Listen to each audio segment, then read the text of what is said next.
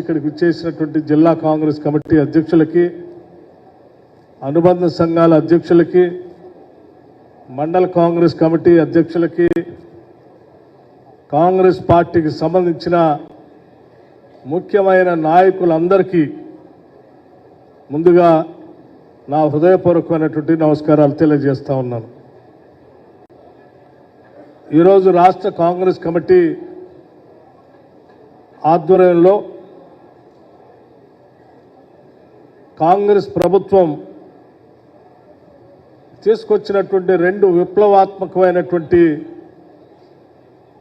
నిర్ణయాలని కాంగ్రెస్ కార్యకర్తలకి, నాయకులకి, ఈ రాష్ట్ర ప్రజలకి మీ ద్వారా ఇంటింటికి చేర్చాలనేటువంటి ఆలోచనతో అధ్యక్షులు మహేష్ కుమార్ గౌడ్ గారు ఈ కార్యక్రమాన్ని ఇక్కడ ఏర్పాటు చేసి మా అందరినీ ఇక్కడ పిలిపించి దీనికి సంబంధించిన సమగ్రమైన సమాచారాన్ని మీ అందరికీ అందించవలసిందిగా చెప్పిన మీదట ఈరోజు ఈ కార్యక్రమాన్ని ఇక్కడ ఏర్పాటు చేయడం జరిగింది. సరే, ఇందులో భాగంగా కొన్ని దశాబ్దాలుగా ఈ దేశంలో కుల గణన జరగాలని, ఆ దామాషా ప్రకారమే సహజ వనరులు, రాష్ట్ర దేశ వనరులు, ఆర్థిక వనరులు,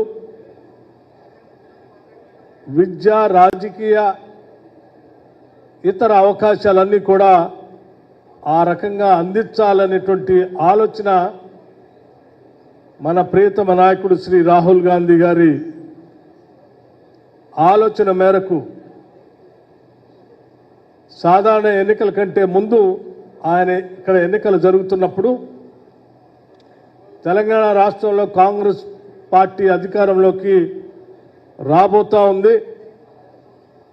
వచ్చిన తర్వాత ముందుగా తెలంగాణ రాష్ట్రం నుంచే ఈ కార్యక్రమాన్ని మొదలు పెడతామని వారు చెప్పినటువంటి ఈ తెలంగాణ రాష్ట్ర ప్రజలకు వారు ఇచ్చినటువంటి హామీని ఈ సందర్భంగా గుర్తు చేయడమే కాకుండా వారిచ్చినటువంటి హామీ ప్రకారం ఇందిరమ్మ ప్రభుత్వం, ప్రజాప్రభుత్వం, రాష్ట్ర ముఖ్యమంత్రి శ్రీ రేవంత్ రెడ్డి గారి నాయకత్వంలో యావత్ రాష్ట్ర మంత్రిమండలి మొత్తం కూడా ఒక విధానపరమైన నిర్ణయాలు తీసుకొని ఆ నిర్ణయం ప్రకారం, తీర్మానం ప్రకారం శాసనసభలో తీర్మానం పెట్టి, శాసనసభ తీర్మానం ప్రకారం రాష్ట్ర ప్రభుత్వం ప్రణాళిక శాఖ ద్వారా ఈ రాష్ట్రంలో సంపూర్ణంగా ఈ కుల గణన జరిపించినటువంటి విషయం మీ అందరికీ తెలిసిందే. దీంతో పాటు దశాబ్దాల పాటు ఎదురు చూస్తున్నటువంటి ఎస్సీ కేటగరైజేషన్ కూడా కాంగ్రెస్ ప్రభుత్వం సుప్రీంకోర్టు ఇచ్చినటువంటి తీర్పుకు అనుగుణంగా వెంటనే దాన్ని అమలు చేస్తామని, అమలు చేసినటువంటి శాసనసభలో పెట్టినటువంటి అంశం కూడా మీ అందరికీ తెలిసిందే. దానికి సంబంధించి పెద్దలు దామోదర్ రాజనరసింహ గారు ఒక స్పష్టమైనటువంటి ప్రజెంటేషన్ నా తర్వాత వారు కూడా మీ అందరికీ అందించబోతూ ఉన్నారు. మిత్రులారా, మీ అందరికీ ఒక విషయం చాలా స్పష్టంగా మీ దృష్టికి తీసుకొచ్చేది ఏంటంటే, ప్రభుత్వం అంటే కేవలం పన్నులు వసూలు చేసుకోవటం, పాలన చేయటం కాదు. ప్రభుత్వం అంటే కేవలం పన్నులు వసూలు చేసుకోవటం, పాలించటం ఒక్కటే కాదు. ప్రభుత్వం అంటే ఒక సామాజిక పరివర్తన కోసం, మార్పు కోసం నిత్యం పనిచేస్తుందని కాంగ్రెస్ ప్రభుత్వాలు ప్రతి సందర్భంలో చేస్తూ చూపిస్తూ వచ్చాయి. ఈ దేశంలో ఉన్నటువంటి సమాజ మార్పు కోసం ఆనాటి జవహర్లాల్ నెహ్రూ గారి దగ్గర నుంచి మొదలు పెడితే ఇప్పుడున్నటువంటి శ్రీ రాహుల్ గాంధీ గారి వరకు అటు దేశవ్యాప్తంగా కానీ రాష్ట్ర వ్యాప్తంగా కానీ అనేక విప్లవాత్మకమైన నిర్ణయాలు ఈ దేశంలో తీసుకొచ్చి పాలన ద్వారా చూపించినటువంటి సంఘటనలు అనేకం ఉన్నాయి. అందులో పంచవర్ష ప్రణాళికలు కానీ, భూ సంస్కరణలు కానీ, 20 సూత్రాల ఆర్థిక కార్యక్రమాలు కానీ, బ్యాంక్స్ నేషనలైజ్ చేయటం కానీ, లేకపోతే ఎంప్లాయ్మెంట్ గ్యారంటీ స్కీమ్ తీసుకోవటం కానీ, రైట్ టు ఎడ్యుకేషన్ తీసుకొని రావటం కానీ, రకరకాలైనటువంటి రైట్ టు ఫుడ్ సెక్యూరిటీ తీసుకొని రావటం కానీ, ఇట్లా చెప్పుకుంటూ పోతే ఈ దేశంలో ఈ సమాజంలో వచ్చిన ప్రతి పరివర్తనకి మార్పుకి కాంగ్రెస్ ప్రభుత్వాలు తీసుకొచ్చినటువంటి చట్టాల ద్వారా మాత్రమే ఈ భారతదేశంలో సామాజిక మార్పులు వచ్చాయి. ఈ సమాజ అభివృద్ధికి పునాదులు పడ్డాయి. వాటి పరంపరలోనే మరొక్కసారి రాహుల్ గాంధీ గారు ఈ socio economic political educational cost సర్వేని సంపూర్ణంగా ఈ దేశంలో చేపించాలని చెప్పి, దానికి తెలంగాణ రాష్ట్రంలో మా ప్రభుత్వం అధికారంలో ఉంది కాబట్టి అక్కడి నుంచి చేపించి ఈ దేశానికి తెలంగాణని ఒక రోల్ మోడల్గా చేపిస్తామని చెప్పి వారు దేశవ్యాప్తంగా చేస్తున్నటువంటి ప్రసంగాల్లో పార్లమెంట్లో మాట్లాడిన విషయాలు కూడా మీ అందరికీ తెలిసిందే. వారి ఆదేశాల మేరకు ఈ రాష్ట్ర ప్రభుత్వం మీకు ఈరోజు ఈ కాస్ట్ సర్వే చేసి సంపూర్ణంగా జరిగినటువంటి వివరాల్ని ఈరోజు మీ ముందుకి తీసుకొచ్చే ప్రక్రియలో ఇది ఎంత ట్రాన్స్పరెంట్గా, ఎంత పక్కాగా, ఎటువంటి చిన్న పొరపాటు కూడా దొరలకుండా ఈ దేశంలో ఎవరు ఏలెత్తి చూపటానికి అవకాశం లేకుండా చాలా పకడ్బందీగా దేశంలో ఉన్నటువంటి అనేక సర్వేల పైన సర్వే చేసి, స్టడీ చేసి ఈ సర్వేను చేపట్టడం జరిగింది. దీనికి సంబంధించి ఈరోజు జరిగిన విధానపరమైన నిర్ణయాలన్నీ సరే, మనం చేసిన ఈ విధానపరమైన నిర్ణయం పైన ప్రతిపక్షాలు రాజకీయ వారి అవసరాల కోసం రకరకాల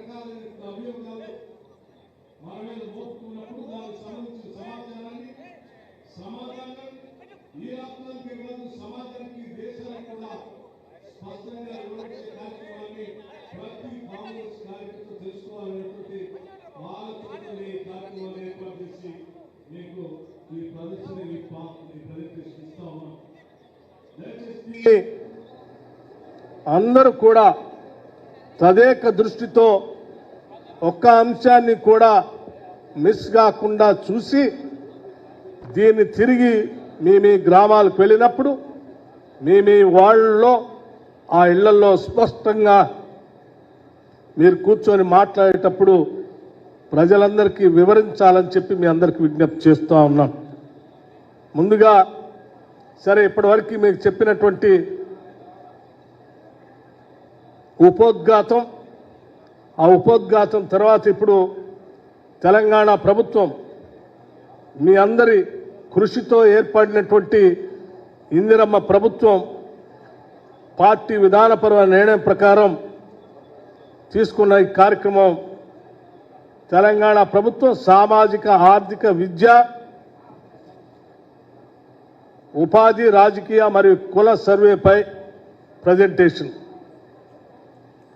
ప్రియతమ నాయకులు శ్రీ రాహుల్ గాంధీ గారు సాధారణ ఎన్నికల ముందు తెలంగాణలో మా ప్రభుత్వం ఏర్పడగానే కులగణన చేస్తామని తెలంగాణ ప్రజలకు హామీ ఇచ్చిన విషయం మీ అందరికీ తెలిసిందే. దానికి అనుగుణంగా ఏ రకంగా చేశామనేటువంటి అంశాలని మొత్తం సంపూర్ణంగా టేబుల్ వారీగా మీ అందరికీ వివరించే కార్యక్రమం చేస్తాం.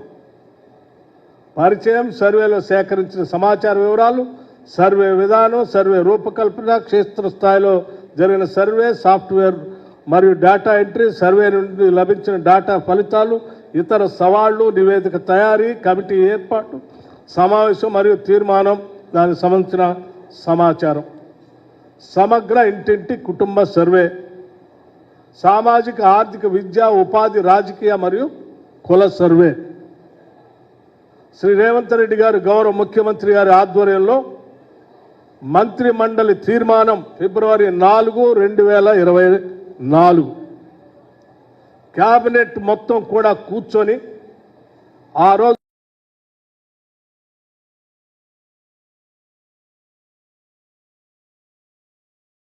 మన నాయకుడు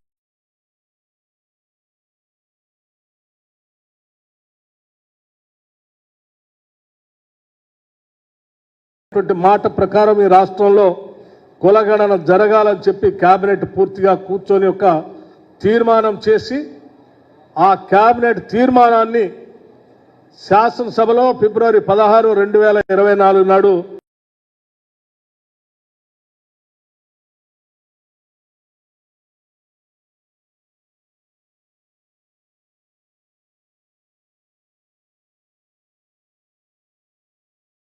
పెట్టడమే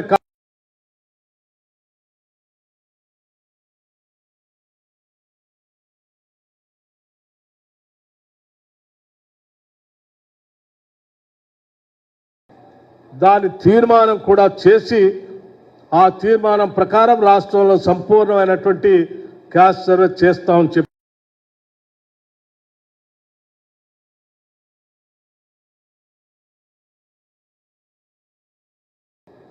దానికి అనుగుణంగా రాష్ట్ర ప్రభుత్వం ఈ కుల గణన చేయటం కోసం ఒక శాఖని ఏదో ఒక శాఖ నోడల్ ఏజెన్సీగా ఉండి పనిచేయాలి కాబట్టి ప్రణాళిక శాఖ ఆ ప్రణాళిక శాఖకి బాధ్యత అప్పచెప్తూ ఈ కాస్ట్ సర్వేని సైంటిఫిక్గా జాగ్రత్తగా జరిగేటట్టుగా చూడవలసిందిగా రాష్ట్ర మంత్రి మండలి ఆదేశాల ప్రకారం ఈ ప్లానింగ్ డిపార్ట్మెంట్కి అప్పచెప్పడం జరిగింది.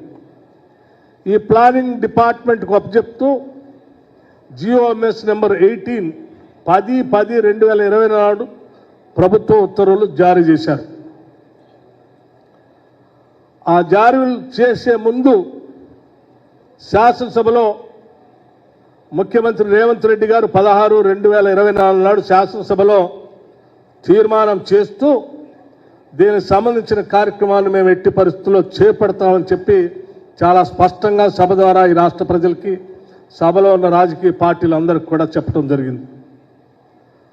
ఈ తీర్మానం The House unanimously resolved to undertake a comprehensive door-to-door family survey caste census across Telangana covering social, economic, educational, employment, political and caste aspects as per the recommendation made by the Telangana Cabinet on 4/2/2024. This initiative aims to formulate and implement plans for the social, economic, educational and employment advancement of backward classes, scheduled castes, scheduled tribes and other weaker sections of society. సమాజంలో ఉన్నటువంటి వెనుకబడిన తరగతులు, schedule కులాలు, schedule తెగలు మరియు మిగతా బలహీన వర్గాలకు చెందిన ప్రజల అభ్యున్నతి నిమిత్తం వివిధ సామాజిక, ఆర్థిక, విద్యాపరమైన ఉపాధి, రాజకీయ అవకాశాల ప్రణాళికలు రూపొందించి అమలుపరిచేలా తెలంగాణ మంత్రివర్గం 4/2/2024 తేదీన చేసిన సిఫార్సు మేరకు తెలంగాణ రాష్ట్రం అంతటా సామాజిక, ఆర్థిక, విద్యాపరమైన ఉపాధి, రాజకీయ కుల సర్వే, కుల గణన ఒక సమగ్ర ఇంటింటి కుటుంబ సర్వేని చేపట్టాలని ఈ సభ ఏకగ్రీవంగా తీర్మానించింది అని చెప్పి చాలా స్పష్టంగా తీర్మానం చేయటం జరిగింది. ఆ తీర్మానంలో దానికి సంబంధించిన జీవో ఇది రాష్ట్ర ప్రభుత్వం ఇష్యూ చేసినటువంటి జీవో. ఆ తర్వాత సరే రాష్ట్ర ప్రభుత్వం ప్రణాళిక శాఖకి బాధ్యత అప్పచెప్తే ప్రణాళిక శాఖ చూస్తున్నటువంటి నేను దీనికి సంబంధించినటువంటి ఇంతవరకు దేశంలో జరిగినటువంటి సర్వేలు ఎక్కడెక్కడ జరిగాయి, అసలు చరిత్ర ఏంటి, దీనికి కావాల్సిన సమాచారం ఏంటి అని చెప్పి సంపూర్ణమైనటువంటి అధ్యయనం పాలనా శాఖతో సహా ఉన్నతాధికారులతో సహా కూర్చొని రాష్ట్ర వ్యాప్తంగా, దేశవ్యాప్తంగా దీనికి సంబంధించిన సమాచారాన్ని సేకరించడం అయింది. అప్పటికే కర్ణాటక, బీహార్ రాష్ట్రాల్లో జరిపిన సర్వే పైన అధ్యయనం చేయటం, జిల్లాల వారీగా మరియు రాష్ట్ర స్థాయిలో వివిధ ప్రజా సంఘాలు, సామాజికవేత్తలు, మేధావులు ఇతర స్టేక్ హోల్డర్ అభిప్రాయాలు కూడా తీసుకున్నాం. ఆ తర్వాత మనందరికీ తెలిసింది రాష్ట్ర కాంగ్రెస్ కమిటీ గాంధీ భవన్లో కూడా ఇక్కడ సమావేశం ఏర్పాటు చేసి జిల్లా కాంగ్రెస్ అధ్యక్షులు కార్యవర్గ సభ్యులు అందరూ అభిప్రాయాలు తీసుకున్నారు. ఆ తర్వాత రాష్ట్ర స్థాయిలో కూడా ఒక స్టేక్ హోల్డర్స్ సమావేశం ఏర్పాటు చేసి రాష్ట్రంలో ఉన్నటువంటి సామాజిక శాస్త్రవేత్తలందరినీ కూడా ఆ సమావేశానికి పిలవటమే కాదు, ఆ సమావేశంలో శ్రీ రాహుల్ గాంధీ గారు కూడా ప్రత్యేకంగా ఈ సమావేశం రావటం జరిగింది. అట్లాగే ఇది గాంధీ భవన్ అక్కడ జరిగినటువంటి ఈ గాంధీ భవన్లో జరిగినటువంటి సమావేశం ఇది స్టేట్ లెవెల్ సోషల్ యాక్టివిస్టులతో జరిగినటువంటి సమావేశం. ఆనాడు ఈ క్యాబినెట్ సబ్ కమిటీ అధ్యక్షుడిగా నియమించినటువంటి ఉత్తమ్ కుమార్ రెడ్డి గారు రాహుల్ గాంధీ గారు మాట్లాడినటువంటి ప్రసంగాన్ని తెలుగులో ట్రాన్స్లేట్ చేస్తూ సమగ్రమైన సమాచారాన్ని అందరికీ ఇవ్వటం జరిగింది కూడా. ఈ సర్వే ప్రక్రియలో జరిగినటువంటి వివరాలన్నీ కూడా మీకు వివరిస్తూ ఉన్నాం. ఈ వివరాలు ఇచ్చే క్రమంలో కేబినెట్ ఉపసంఘాన్ని ఏర్పాటు చేస్తూ రాష్ట్ర ప్రభుత్వం మెమో జారీ చేసింది 19/10/2024 నాడు.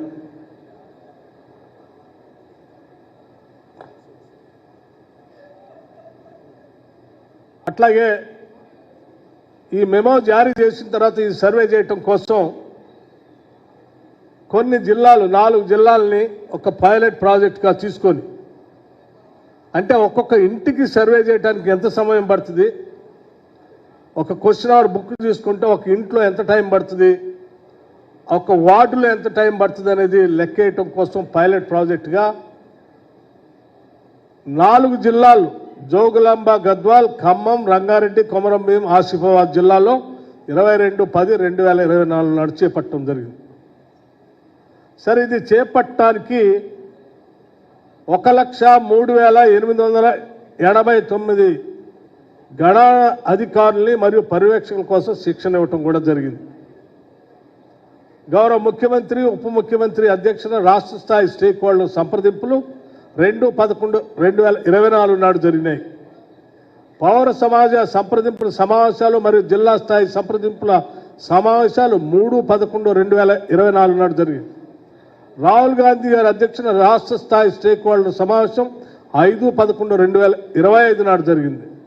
హౌస్ లిస్టింగ్ ప్రక్రియ అంటే సర్వే చేసే ముందు ఇళ్ల అందరికీ ఇంటింటికి వచ్చి ఒక కాగితం అతికిచ్చి ఇళ్ల లెక్కింపు కార్యక్రమాన్ని 6/11/2024 నాడు చేపట్టడం జరిగింది. హౌస్ లిస్టింగ్ ప్రక్రియ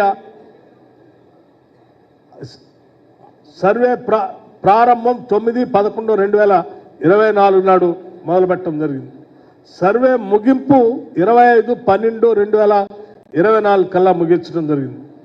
కేబినెట్ ఉపసంఘానికి నివేదిక సమర్పణ 2/2/2025 నాడు సమర్పించడం జరిగింది.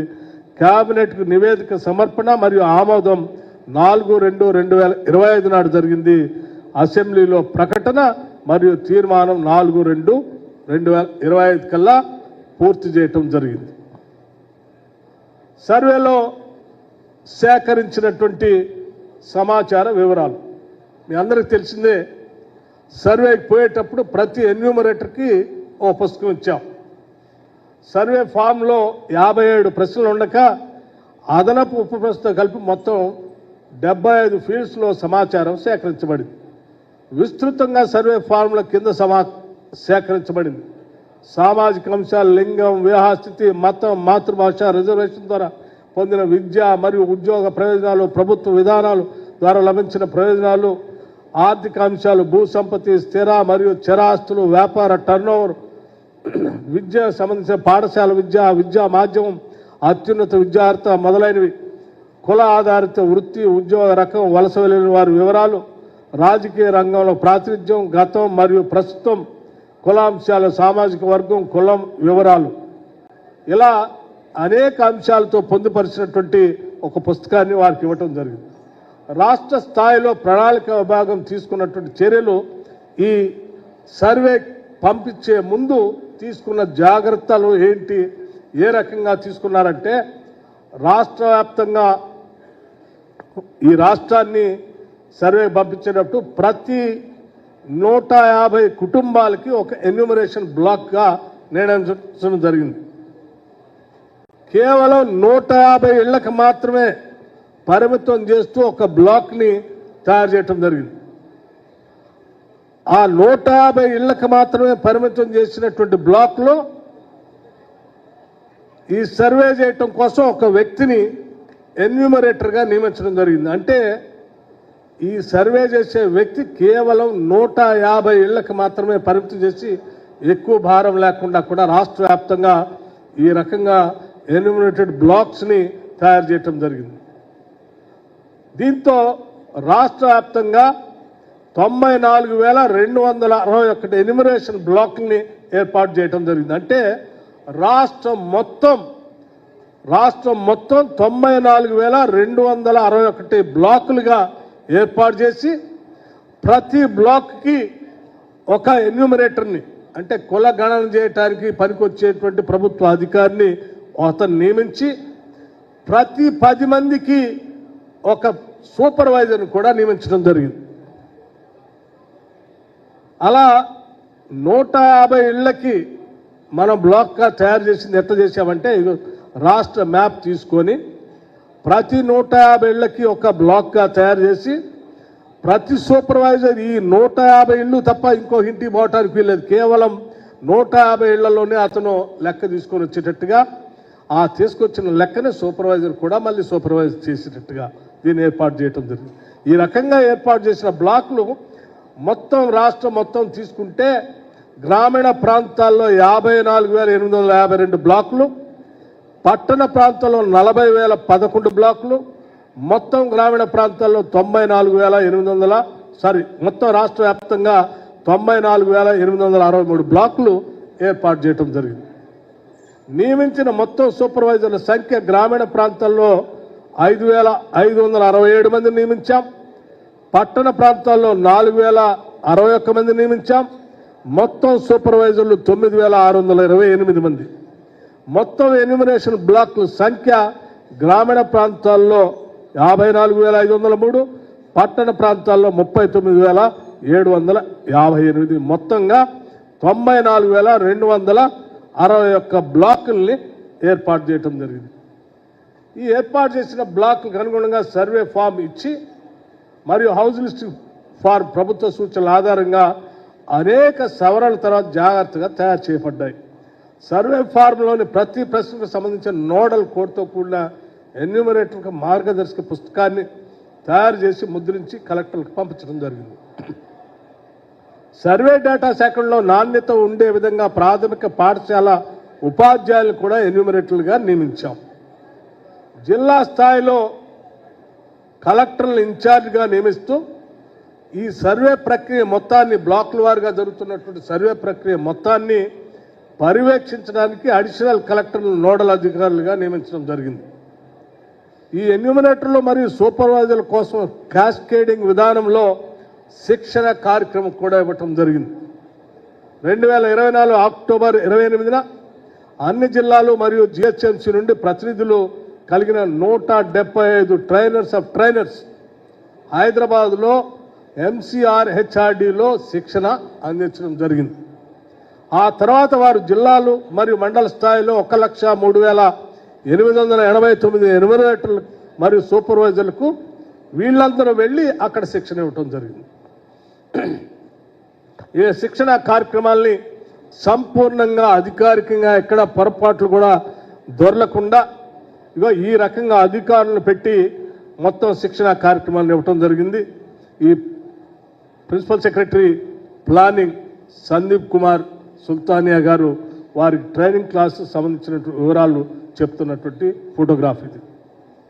అట్లాగే దీనికి నోడల్ ఆఫీసర్గా ఈ మొత్తం కార్యక్రమాన్ని హైదరాబాద్ కలెక్టర్ సంబంధించినటువంటి అధికారిని కూడా నియమించడం జరిగింది. వారు కూడా నిత్యం వీళ్ళందరినీ ట్రైనింగ్ క్లాస్ చేస్తూ ఏ రకంగా చేయాలని చెప్పినటువంటి ఒక ఫోటో ఇక్కడ మీ అందరూ చూపిస్తూ ఉన్నాం. అట్లాగే ఇంకా మిగతా అందరి అలా జిల్లాల్లోకి వెళ్ళిన తర్వాత జిల్లాల్లో కూడా మళ్ళీ అక్కడ ఉన్న సూపర్వైజర్లకి అట్లాగే ఎన్యూమరేటర్స్కి ట్రైనింగ్ ఇచ్చే కార్యక్రమం 21 నవంబర్ 2024 11 AM జిల్లా స్థాయి శిక్షణా కార్యక్రమం భద్రాద్రి కొత్తగూడెం జిల్లాకు సంబంధించిన ఫోటో. శాంపిల్గా జిల్లాల్లో కూడా ఇట్లా చేసామని చూపించడం కోసం చూపిస్తున్నటువంటి ఫోటో. అట్లాగే ఇది కూడా జిల్లా స్థాయిలో జరిగినటువంటి ట్రైనింగ్ కార్యక్రమాలు. సర్వే రూపకల్పన మరియు పైలట్ అధ్యయనం ఇదంతా అయిపోయిన తర్వాత సర్వే విధానం మరియు అమలు తీరును అంచనా వేయడానికి 4 జిల్లాల్లో ఈ 4 జిల్లాల్లో ఈ కార్యక్రమాన్ని ముందు పైలట్ ప్రాజెక్ట్గా తీసుకున్నాం. ఈ పైలట్ ప్రాజెక్టులో ఒక గ్రామం దాంట్లో 50 కుటుంబాలు ఎంపిక చేసుకొని దాన్ని చేసుకుంటూ వెళ్ళాం. అలా చేసుకుంటూ పోతే గ్రామీణ ప్రాంతాల్లో కొన్ని, అర్బన్ ప్రాంతాల్లో కొన్ని చేస్తే 2 దగ్గర సర్వే జరిగేటప్పుడు వచ్చేటువంటి ఉత్పన్నమైనటువంటి సమస్యలను ముందుగానే అంచనా వేయొచ్చు అనేటువంటి ఆలోచనతో సుల్తాన్పూర్ గ్రామ పంచాయతీ అలంపూర్ మండలం జోగులాంబ గద్వాల జిల్లాలో ఒకటి, సెమీ అర్బన్ అన్నవరం గ్రామ పంచాయతీ కొంజర్ల మండలం ఖమ్మం జిల్లా ఒకటి, పూర్తిగా అర్బన్ నార్సింగి మున్సిపాలిటీ రంగారెడ్డి జిల్లాలో ఒకటి, గిరిజన గ్రామాల్లో కౌటగూడ గ్రామ పంచాయతీ ఆసిఫాబాద్ మండలం కొమరం భీం ఆసిఫాబాద్ జిల్లాలో ఒకటి. ఈ 4 జిల్లాల్లో 50 కుటుంబాలకు సంబంధించినట్టు ఒక పైలట్ ప్రాజెక్ట్ చేసి ఒక్కొక్క ఇంటికి పోతే సర్వే చేయడానికి ఎంత సమయం పడుతుంది, అక్కడికి వెళ్ళినప్పుడు ఉత్పన్నమైనటువంటి సమస్యలు ఏంటి, ఇంటికి వెళ్ళినప్పుడు వాళ్ళు ఏమడుగుతున్నారని వాటన్నిటిని కూడా క్రోడీకరించుకోవటం కోసం ముందుగానే, అంటే ఉదాహరణకి 150 ఇళ్లను ఒక బ్లాక్గా చేసి సర్వే చేపిస్తున్నప్పుడు 150 ఇళ్లకి చేయటానికి ఎన్ని రోజులు పడుతుందని లెక్కించడానికి ఒక్కో ఇంటి ఎన్ని ఇళ్ళు చేస్తే బాగుంటుందని అంచనా వేయటం కోసం చేసినటువంటి కార్యక్రమం. ఈ పైలట్ అధ్యయనం ద్వారా ఫీల్డ్ సర్వే చేసి పూర్తి కావటానికి ఎంత సమయం పడుతుందో చూసిన తర్వాత గౌరవ ముఖ్యమంత్రి గారు ఉత్తమ్ కుమార్ రెడ్డి గారు రాత్రి వేళల్లో కూడా సుదీర్ఘ సమావేశాలు నిర్వహించి మరింత సమగ్రంగా తీర్చిదిద్దారు. అంతిమ సవరింపుల తర్వాత సర్వే ఫామ్ క్యాబినెట్లో సమర్పించబడింది. సర్వే ఫామ్ అంటే మేము ఇచ్చేటువంటి సర్వే ఫామ్, ఆ ఫామ్లో ఉండేటువంటి ప్రశ్నలు అన్నీ కూడా క్యాబినెట్ ముందు పెట్టి క్యాబినెట్ అప్రూవల్ తీసుకున్న తర్వాతనే తిరిగి ఆ సర్వే పంపించే కార్యక్రమాన్ని చేపట్టాం. క్షేత్రస్థాయిలో జరిగేటువంటి సర్వే, క్షేత్రస్థాయిలో జరిగే సర్వే సామాజిక ఆర్థిక ఉపాధి విద్యా రాజకీయ మరియు కుల సర్వే 2024 నవంబర్ 6 నాడు హౌస్ లిస్టింగ్తో ప్రారంభమైంది. హౌస్ లిస్టింగ్ అంటే ఇంటింటికి వెళ్ళి సర్వే చేసే ముందు ఏ ఎన్యూమరేటర్కి అయితే 150 ఇళ్ళు ఇచ్చామో ఆ 150 ఇళ్ళకి మాత్రమే అతను పరిమితమై 3 రోజులు ఇంటింటికి పోయి ఒక షీట్ అతికిచ్చి వచ్చాడు. అంటే రోజుకి కొన్ని ఇళ్ళు లెక్క, రోజుకి 50 ఇళ్ళు లెక్క ఒట్టి కాగితం అతికిచ్చి రావటమే. అంటే కాగితం అంటే ఆ బ్లాక్లో ఉన్న ఇళ్ళన్నిటికీ కాగితాలు అతికిచ్చి వచ్చి కరెక్ట్ లెక్కతం తెచ్చుకున్నాడు, ఇన్ని ఇళ్ళు ఉన్నాయి ఈ బ్లాక్లో. దానికి 3 రోజులు సర్వే చేయకుండా కేవలం దానికోసమే 3 రోజులు టైం ఇచ్చి 6 నుంచి 8 వరకు ఆ కార్యక్రమం పూర్తయిన తర్వాత సాత్విక లెక్క సంపూర్ణంగా వచ్చిన తర్వాత ఇక అసలు సర్వే మొదటి దశలో హౌస్ హోల్డ్ సర్వే 9 నవంబర్ నాడు రాష్ట్ర మొట్టమొదటి పౌరులు గౌరవ తెలంగాణ గవర్నర్ గారి వివరాల సేకరణతో ప్రారంభమైంది. ఇది ప్రారంభమై డిసెంబర్ 25, 2024 వరకు ముగించేసాం దీన్ని. సో ఈ కార్యక్రమం సర్వేని పరీక్షించుకు మొత్తం 12 సమావేశాలు నిర్వహించబడ్డాయి. ఈ 12 సమావేశాల్లో కూడా రెగ్యులర్గా జిల్లా కలెక్టర్లతో, నోడల్ అధికారులతో, ఎన్యూమరేటర్స్తో వీడియో కాన్ఫరెన్సింగ్ చేసుకుంటూ వాళ్ళని కంటిన్యూస్గా మానిటర్ చేయడం జరిగింది. అట్లాగే సాఫ్ట్వేర్ రూపకల్పన మరియు డేటా ఎంట్రీ తీసుకున్నటువంటి సమాచారాన్ని దాన్ని డేటా ఎంట్రీ చేసుకోవడానికి కూడా కావాల్సిన ఏర్పాట్లు కూడా చేసుకోవడం జరిగింది. Centre for good governance form data entry కోసం సాఫ్ట్వేర్ని వారు తయారు చేశారు. అన్ని జిల్లాలో 76,000 డేటా ఎంట్రీ ఆపరేటర్లు నియమించి డేటా ఎంట్రీ ప్రక్రియను పరీక్షించారు. అంటే సేకరించినటువంటి ఒక్కొక్క బ్లాక్లో 150 ఇళ్లకు సంబంధించి ఎన్యూమరేటర్లు సేకరించినటువంటి ప్రతి అంశాన్ని కంప్యూటర్లో నిక్షిప్తం చేయటం కోసం రాష్ట్ర వ్యాప్తంగా 76,000 మంది డేటా ఎంట్రీ ఆపరేటర్లను నియమించడం కూడా జరిగింది. ఈ డేటా ఎంట్రీ సరిగ్గా ఉండేలా చూసుకోవడానికి అన్ని చోట్ల ఎన్యూమరేటర్లు డేటా ఎంట్రీ ఆపరేటర్లతో కలిసి పనిచేయటం తప్పనిసరి చేయటం జరిగింది. అంటే ఆయన పుస్తకంలో సేకరించినటువంటి సమాచారం తీసుకొని ఆ సమాచారంతో పాటు డేటా ఎంట్రీ ఆపరేటర్ పక్కన ఆయనే కూర్చొని ఆ సమాచారాన్ని పూర్తిగా కంప్యూటర్లో ఎంట్రీ చేసే కార్యక్రమానికి కూడా, అంటే పొరపాట్లు కూడా తప్పులు జొరలకుండా ఉండటం కోసం చేసిన వ్యక్తే పక్కన ఉండేటట్టుగా చేపించిన కార్యక్రమాన్ని కూడా కంపల్సరీ చేశాం. 16 నవంబర్ 2020 అన్ని జిల్లాల నుండి మరియు జిహెచ్ఎంసీ నుండి మొత్తం 276 మంది డేటా ఎంట్రీ కొరకు ట్రైనర్లని హైదరాబాద్లోని నారాయణమ్మ ఇంజనీరింగ్ కాలేజీలో శిక్షణ ఇవ్వటం కూడా జరిగింది. వారు జిల్లా మరియు మండల స్థాయికి వెళ్ళి 75,604 డేటా ఎంట్రీ ఆపరేటర్లకి తిరిగి శిక్షణ ఇచ్చారు. రాష్ట్రంలో డేటా ఎంట్రీ 20/11/2024 ప్రారంభమై 25/12/2024 కల్లా పూర్తయింది. డేటా ఎంట్రీ పూర్తి చేయడానికి మొత్తం 36 రోజులు పట్టింది. సాఫ్ట్వేర్ డేటా ఎంట్రీ సవాల్. డేటా ఎంట్రీ ఎలాంటి ఇబ్బంది లేకుండా జరగటానికి సాఫ్ట్వేర్ అభివృద్ధి చేయడం జరిగింది. బీహార్ సర్వే అనుభవం ఇక్కడ ఉపయోగపడింది. వారి సాఫ్ట్వేర్ తొలుత కొద్ది పెద్ద ఎత్తున సమస్య ఎదుర్కొంటే అటువంటి సమస్యలు ఎదుర్కోకుండా ముందుగానే మాకు ఆ విషయం తెలుసు కాబట్టి ఆ తప్పులు నివృత్తి చేసుకోగలిగాం. సర్వర్లో ఆటో స్కేలింగ్ అమర్చబడ్డాయి, తద్వారా భారీ డేటా లోడ్ కూడా సమర్థంగా నిర్వహించగలిగాయి. విభజన సమస్యలు, కొత్త వార్డులు, పంచాయతీల మార్పులు, జీరో డేటా ఎంట్రీ వార్డులు వంటి సమస్యలు కూడా వేగంగా పరిష్కరించబడ్డాయి. సో దీనికి సంబంధించినటువంటి డేటా ఎంట్రీ కార్యక్రమం ఈ రకంగా ఎంత విస్తృతంగా వాళ్ళని పక్కన పెట్టి పుస్తకాలు పెట్టి చేపించడం జరిగింది. So enumerators, data entry operators, survey నుండి లభించిన డేటా ఫలితాలు. సరే, ఇదంతా చేసిన తర్వాత వచ్చినటువంటి సమాచారం, సర్వే ఫలితాలు, ఫీల్డ్ నుంచి వచ్చే డేటా ప్రతిరోజు సమగ్రంగా విశ్లేషింపబడి తద్వారా ఏవైనా సమస్యలు తక్షణమే పరిష్కరించే కూడా. రాష్ట్రంలో సర్వే 6/11/2024 ప్రారంభమై 25/12/2024 పూర్తయింది. అంటే దీనికి 50 రోజులు పట్టింది. సర్వే ముగిసే సమయానికి మొత్తం సర్వే చేసిన కుటుంబాల సంఖ్య క్రింది విధంగా ఉంది. హౌస్ లిస్టింగ్ చేసిన మొత్తం కుటుంబాలు రాష్ట్ర వ్యాప్తంగా 1,15,71,457 కుటుంబాలు రాష్ట్ర వ్యాప్తంగా హౌస్ లిస్టింగ్ చేసిన కుటుంబాలు. అంటే 150 బ్లాకులు చేసి, రాష్ట్రం మొత్తాన్ని 150 బ్లాకులు చేసి మనం ఎన్యూమరేటర్స్ పంపించాం కాబట్టి ఏ ఒక్క ఇల్లు కూడా మిస్ కాకుండా హౌస్ లిస్టింగ్ చేసినటువంటి సంఖ్య. సర్వే చేసిన మొత్తం కుటుంబాలు అంటే 1,15,71,457 కుటుంబాల్లో 1,12,15,134 కుటుంబాలు సర్వే చేయటం జరిగింది. దీనికి సంబంధించి అంటే ఈ సర్వే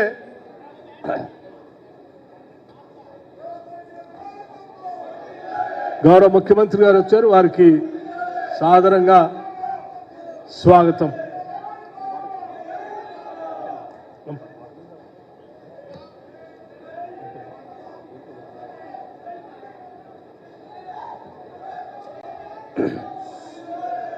సర్వే చేసిన మొత్తం కుటుంబాలు 1,12,15,134. అంటే రాష్ట్రంలో ఉన్న కుటుంబాల సంఖ్య 96.9% సంపూర్ణంగా సర్వే చేయటం జరిగింది. సర్వే జరగని కుటుంబాలు కూడా ఉన్నాయి. అవి 3,56,323 అంటే 3.1%గా ఉన్నాయి. ఎవరు ఈ 3,56,323 ఇళ్లని మరి ఎందుకు సర్వే చేయలేదని మీ అందరికీ ఆలోచన కూడా రావచ్చు. సో దానికి సంబంధించిన సమాచారం కూడా ఇస్తా ఉన్నాం. దానికి సంబంధించి కొద్ది మంది కుటుంబాలు లైక్ కేసీఆర్ గారు లాంటి వాళ్ళు, కేటీఆర్ గారు లాంటి వాళ్ళు, పల్లా రాజేశ్వరరెడ్డి గారు లాంటి వాళ్ళు అలా ఈ సర్వేలో సహకరించకుండా ఉండాలి, ఈ సర్వే సంపూర్ణంగా విజయవంతం కాకూడదు అనుకునేటువంటి వాళ్ళు కొద్దిమంది, కొన్ని ఇళ్ళు పూర్తిగా తాళాలేసి ఇళ్ళలో ఎవరు లేకుండా ఉన్నటువంటి కుటుంబాలు, అటువంటి వాళ్ళు సంబంధించి ఆ సంఖ్య ఉంది. దానికి సంబంధించిన మిగిలిపోయిన ఇళ్ల సంఖ్యను కూడా చెప్పడం జరిగింది. సో గ్రామీణ ప్రాంతాల్లో సర్వే జరిగిన కుటుంబాలు 66,99,602 అంటే 60% గ్రామీణ ప్రాంతాల్లో కుటుంబాలు ఉన్నాయి.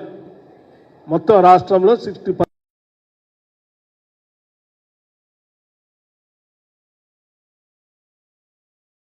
గాంధీ గారి వరకు అటు దేశవ్యాప్తంగా కానీ రాష్ట్ర వ్యాప్తంగా కానీ అనేక విప్లవాత్మకమైన నిర్ణయాలు ఈ దేశంలో తీసుకొచ్చి పాలన ద్వారా చూపించినటువంటి సంఘటనలు అనేకం ఉన్నాయి. అందులో పంచవర్ష ప్రణాళికలు కానీ, భూ సంస్కరణలు కానీ, 20 సూత్రాల ఆర్థిక కార్యక్రమాలు కానీ, బ్యాంక్స్ నేషనలైజ్ చేయటం కానీ, లేకపోతే ఎంప్లాయ్మెంట్ గ్యారంటీ స్కీమ్ తీసుకోవటం కానీ, రైట్ టు ఎడ్యుకేషన్ తీసుకొని రావటం కానీ, రకరకాలైనటువంటి రైట్ టు ఫుడ్ సెక్యూరిటీ తీసుకొని రావటం కానీ, ఇట్లా చెప్పుకుంటూ పోతే ఈ దేశంలో ఈ సమాజంలో వచ్చిన ప్రతి పరివర్తనకి మార్పుకి కాంగ్రెస్ ప్రభుత్వాలు తీసుకొచ్చినటువంటి చట్టాల ద్వారా మాత్రమే ఈ భారతదేశంలో సామాజిక మార్పులు వచ్చాయి. ఈ సమాజ అభివృద్ధికి పునాదులు పడ్డాయి. వాటి పరంపరలోనే మరొక్కసారి రాహుల్ గాంధీ గారు ఈ socio economic political educational cost సర్వేని సంపూర్ణంగా ఈ దేశంలో చేపించాలని చెప్పి, దానికి తెలంగాణ రాష్ట్రంలో మా ప్రభుత్వం అధికారంలో ఉంది కాబట్టి అక్కడి నుంచి చేపించి ఈ దేశానికి తెలంగాణని ఒక రోల్ మోడల్గా చేపిస్తామని చెప్పి వారు దేశవ్యాప్తంగా చేస్తున్నటువంటి ప్రసంగాల్లో పార్లమెంట్లో మాట్లాడిన విషయాలు కూడా మీ అందరికీ తెలిసిందే. వారి ఆదేశాల మేరకు ఈ రాష్ట్ర ప్రభుత్వం మీకు ఈరోజు ఈ కాస్ట్ సర్వే చేసి సంపూర్ణంగా జరిగినటువంటి వివరాల్ని ఈరోజు మీ ముందుకి తీసుకొచ్చే ప్రక్రియలో ఇది ఎంత ట్రాన్స్పరెంట్గా, ఎంత పక్కాగా, ఎటువంటి చిన్న పొరపాటు కూడా దొరలకుండా ఈ దేశంలో ఎవరు ఏలెత్తి చూపటానికి అవకాశం లేకుండా చాలా పకడ్బందీగా దేశంలో ఉన్నటువంటి అనేక సర్వేల పైన సర్వే చేసి, స్టడీ చేసి ఈ సర్వేను చేపట్టడం జరిగింది. దీనికి సంబంధించి ఒక్క అంశాన్ని కూడా మిస్ కాకుండా చూసి దీన్ని తిరిగి మీ గ్రామాలకు వెళ్ళినప్పుడు మీ వాళ్ళలో ఆ ఇళ్లలో స్పష్టంగా మీరు కూర్చొని మాట్లాడేటప్పుడు ప్రజలందరికీ వివరించాలని చెప్పి మీ అందరికీ విజ్ఞప్తి చేస్తూ ఉన్నాను. ముందుగా సరే, ఇప్పటివరకు మీకు చెప్పినటువంటి ఉపోద్ఘాతం, ఆ ఉపోద్ఘాతం తర్వాత ఇప్పుడు తెలంగాణ ప్రభుత్వం మీ అందరి కృషితో ఏర్పడినటువంటి ఇందిరమ్మ ప్రభుత్వం పార్టీ విధానపరమైన నిర్ణయం ప్రకారం తీసుకున్న ఈ కార్యక్రమం తెలంగాణ ప్రభుత్వం సామాజిక, ఆర్థిక, విద్య, ఉపాధి, రాజకీయ మరియు కుల సర్వేపై ప్రజెంటేషన్. ప్రియతమ నాయకులు శ్రీ రాహుల్ గాంధీ గారు సాధారణ ఎన్నికల ముందు తెలంగాణలో మా ప్రభుత్వం ఏర్పడగానే కులగణన చేస్తామని తెలంగాణ ప్రజలకు హామీ ఇచ్చిన విషయం మీ అందరికీ తెలిసిందే. దానికి అనుగుణంగా ఏ రకంగా చేశామనేటువంటి అంశాలని మొత్తం సంపూర్ణంగా టేబుల్ వారీగా మీ అందరికీ వివరించే కార్యక్రమం చేస్తాం. పరిచయం, సర్వేలో సేకరించిన సమాచార వివరాలు, సర్వే విధానం, సర్వే రూపకల్పన, క్షేత్రస్థాయిలో జరిగిన సర్వే, సాఫ్ట్వేర్ మరియు డేటా ఎంట్రీ, సర్వే నుండి లభించిన డేటా ఫలితాలు, ఇతర సవాళ్లు, నివేదిక తయారీ, కమిటీ ఏర్పాటు, సమావేశం మరియు తీర్మానం, దానికి సంబంధించిన సమాచారం, సమగ్ర ఇంటింటి కుటుంబ సర్వే, సామాజిక, ఆర్థిక, విద్య, ఉపాధి, రాజకీయ మరియు కుల సర్వే. శ్రీ రేవంత్ రెడ్డి గారు గౌరవ ముఖ్యమంత్రి గారి ఆధ్వర్యంలో మంత్రి మండలి తీర్మానం ఫిబ్రవరి 4, 2024 కేబినెట్ మొత్తం కూడా కూర్చొని ఆ రోజు ఆనాడు మన నాయకుడు చెప్పినటువంటి మాట ప్రకారం ఈ రాష్ట్రంలో కులగణన జరగాలని చెప్పి కేబినెట్ పూర్తిగా కూర్చొని ఒక తీర్మానం చేసి ఆ కేబినెట్ తీర్మానాన్ని శాసనసభలో ఫిబ్రవరి 16, 2024 నాడు ప్రవేశపెట్టడమే కాకుండా అట్లాగే BC Muslim population 10.08%, total Muslim population 12.56%. ఈ రకంగా సరే ఓసీ ముస్లిం మైనార్టీ శాతం 2.48%, total number of households list చేసింది ఇప్పటికే చెప్పాం 1,15,71,457. Total of number of household survey 1,12,15,134, 96.3%. Total population 3,54,77,552. మిగిలిపోయినటువంటి హౌస్ హోల్డ్ సర్వే చేయకుండా ఉన్నటువంటి వాళ్ళ సంఖ్యను కూడా కలుపుకుంటే ఇంకొక 16 లక్షలు. మొత్తంగా చూస్తే 3,70,00,000 జనాభా ఈ రాష్ట్రం ఈ సర్వే ప్రకారం స్పష్టంగా వచ్చినటువంటి సంఖ్య ఇది. దీన్ని సంపూర్ణంగా మీ అందరికి ఇంకో మాట కూడా చెప్తా ఉన్నాం. చాలామంది గాలి మాటలు మాట్లాడుతూ ఉన్నారు. రాష్ట్ర ప్రభుత్వం ఎంత నిక్కచ్చిగా ఈ కేబినెట్ నిర్ణయాలు తీసిందంటే రాష్ట్రంలో 150 ఏళ్లకే ఒక బ్లాక్ చేసి రాష్ట్రం మొత్తాన్ని 150 బ్లాకులుగా చేసి ఆ 150 బ్లాకులు ఎన్యూమరేటర్కి ఇచ్చేటువంటి పుస్తకం పంపించి ఆ పుస్తకంలో సమగ్రమైనటువంటి ఆ ఇంటి సమాచారం అంతా సేకరించిన తర్వాత ఆ ఇంటి యజమానితో సంతకం కూడా పెట్టించారు ఆ పుస్తకం మీద. ఇందులో ఇచ్చిన లెక్క అంతా నేనే ఇస్తా ఉన్నాను, ఇది కరెక్ట్ అని చెప్పి ఆయన సంతకం పెట్టించిన పుస్తకం అది. ఆ ఇచ్చిన పుస్తకాలని కంప్యూటర్లో ఎంట్రీ చేసి ఆ పుస్తకాలు ఆడ పడేస్తారేమో, అలా చేయటానికి ఎట్టి పరిస్థితుల్లో వీల్లేదు. ఎన్నికల కమిషన్ వాళ్ళు బ్యాలెట్ బాక్సుల్ని ఏ రకంగా దాస్తారో ఆ స్థాయిలో ఈ పుస్తకాల్ని ప్రతి 150 ఇళ్లకి సంబంధించిన బ్లాకు సంబంధించిన కట్టని ఆ కట్టని యాజిస్గా ఆ పుస్తకాలన్నింటినీ కూడా ఆయా మండలాల్లో నిక్షిప్తం చేయటం కూడా జరిగింది. ఆ పుస్తకాల్లో అట్లాగే ఉంటాయి. దాంట్లో ఉన్న సమాచారం కంప్యూటర్లో కూడా ఉన్నది. సో మేము ఇన్ని జాగ్రత్తలు ఎందుకు తీసుకున్నామంటే చాలామంది ఈ సర్వే పైన కాంగ్రెస్ పార్టీ ఇంత గొప్ప సర్వే చేస్తే మరి ఒక 100 సంవత్సరాల పైబడి రాష్ట్రంలో ఈ కోరిక ఉంది, ఎవరు చేయలేకపోయారు. తెలంగాణలో ఉన్నటువంటి ఇందిరమ్మ ప్రభుత్వం ఈ ప్రభుత్వం చేసింది. రేవంత్ రెడ్డి గారు ముఖ్యమంత్రిగా మంత్రి మండలి మొత్తం అందరు కూర్చొని ఒక పెద్ద నిర్ణయం తీసుకొని ఒక చారిత్రాత్మకమైనటువంటి కార్యక్రమాన్ని, ఒక సామాజిక విప్లవాన్ని తీసుకొచ్చిన కార్యక్రమాన్ని వీళ్ళు చేపట్టారు.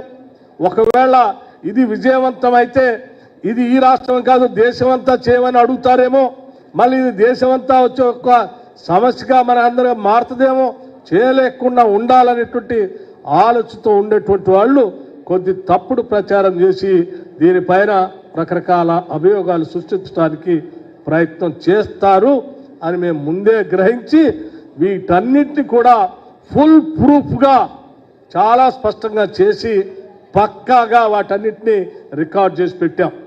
భవిష్యత్తులో మీరు ఛాలెంజ్ చేయండి, ఎవరైనా ఈ లెక్క తప్పు అనంటే ఆ బ్లాక్లో తయారు చేసిన శాంపిల్స్ పుస్తకాలు యాజ్ ఇట్ ఈస్గా మా దగ్గర రికార్డులు ఉన్నాయి, భద్రపరిచాం. కావాలంటే వాటన్నిటిని కూడా మళ్ళీ బయటపెట్టి చూపిస్తే ఎవరికైనా కూడా సవాల్ చేసే అంత స్థాయిలో జాగ్రత్తగా దాచిపెట్టాం.